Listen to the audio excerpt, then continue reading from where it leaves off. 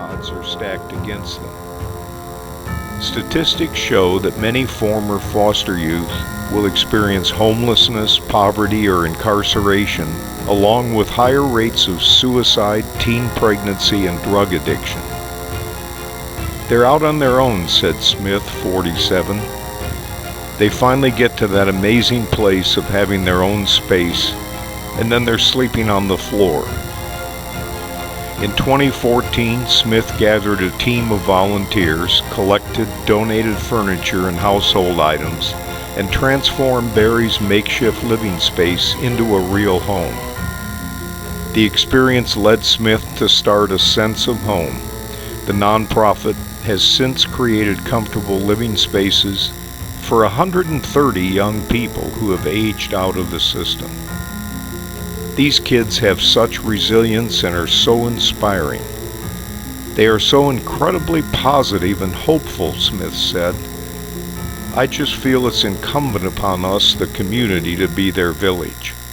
If you do want to learn more about Georgie Smith, as well as other CNN heroes, go to the CNN website where you'll find the stories complete with pictures and video. And now, before I finish, here's the story I promised you earlier.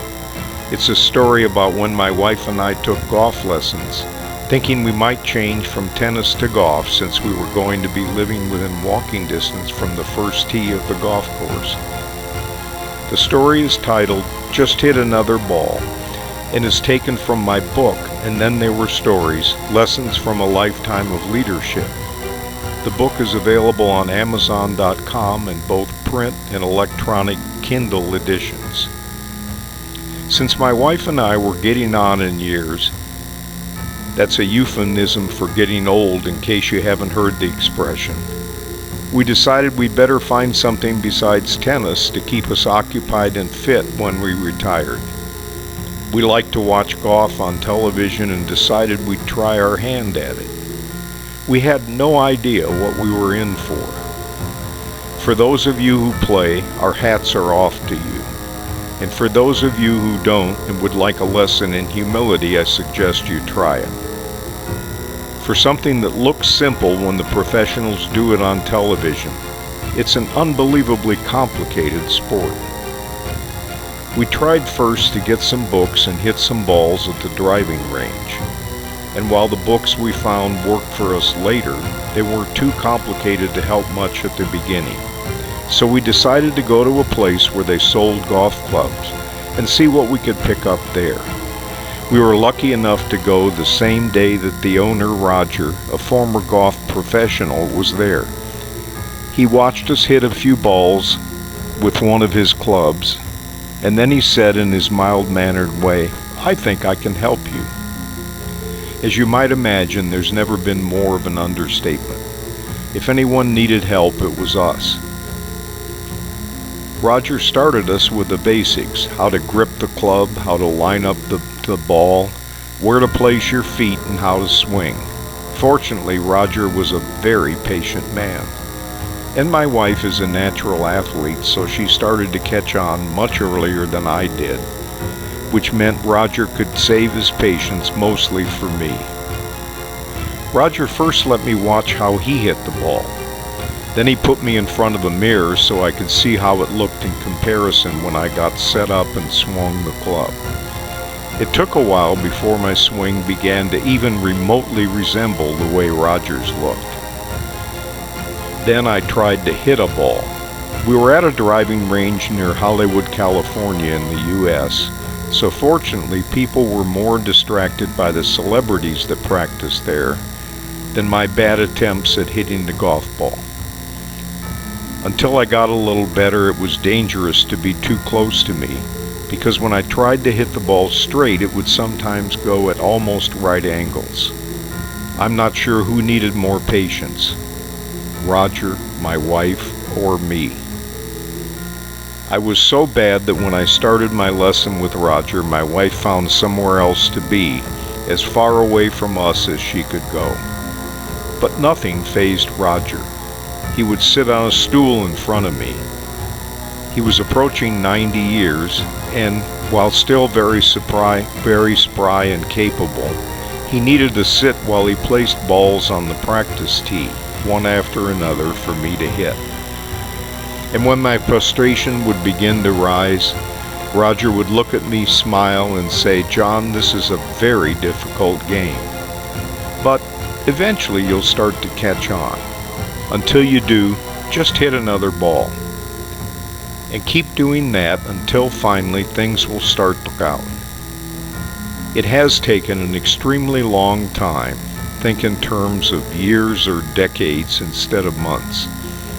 But even though I'm not ready to enter any tournaments, and I rarely keep score, I can now play well enough to walk the course a few times a week with my wife and enjoy the exercise.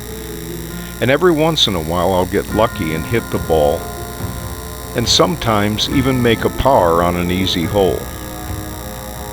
But every time I make a particularly bad shot, I remember Roger, and I remember his advice: just hit another ball.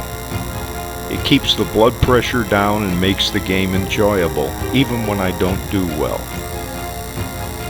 The advice, of course, works for almost everything in life. Try it the next time you find yourself in a difficult and frustrating spot. It'll help you more than you might think. And thanks for letting me spend some time with you and to share my stories. If I left you learning for more, send me an email at jrfall@yahoo.com, and I'll send you some information about the Leadership Insights series that I mentioned earlier.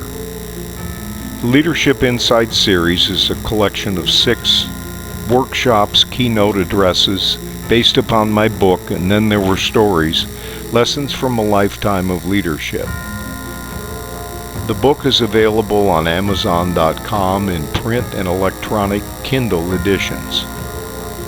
One of the seminars, Leadership Lessons from Everyday Life, includes stories behind the phrases, "Next time try working a little smarter. Now, let's put it all together. Don't stop to admire your serve," and the story you heard today, "Just hit another ball."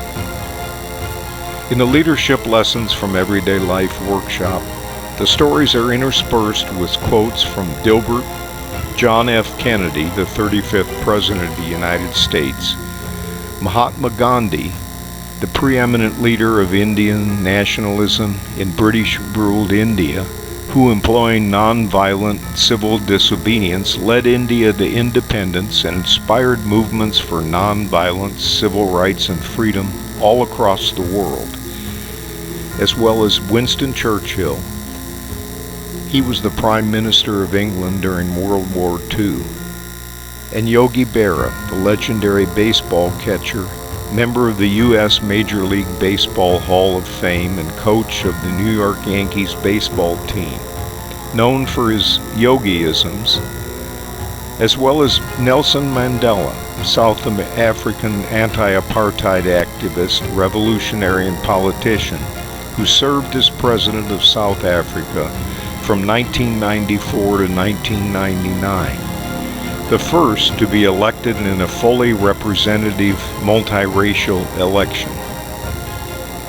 The other workshops include What Can I Do?, Leadership Myths and Musts, Leadership Lessons from Entrepreneurs, The Pace of Leadership, and finally, More Leadership Lessons.